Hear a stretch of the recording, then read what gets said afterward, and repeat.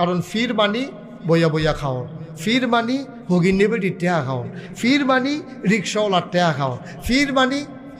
এইটা শিখছে এইটা শিখছে না, খালি সবসময় আতফাতো নিচ্ছে দেওয়ন যে লাগবো এইটা শিখছে না, কেরা জানি এমনি ঘুরাই দিছি এটা আবার এমনি ঘুরা যাই গিয়া। এমন নাদান হইল ফিরসা অধিকাংশ অধিকাংশ, আল্লাহ মাফ করো, খালি বইয়া বইয়া খাইতো। আচ্ছা ও ফির সাহেব কি অটো চালাইলে গণ হইব, সিএনজি চালাইলে গণ হইব, চাকরি করতে পারবে না?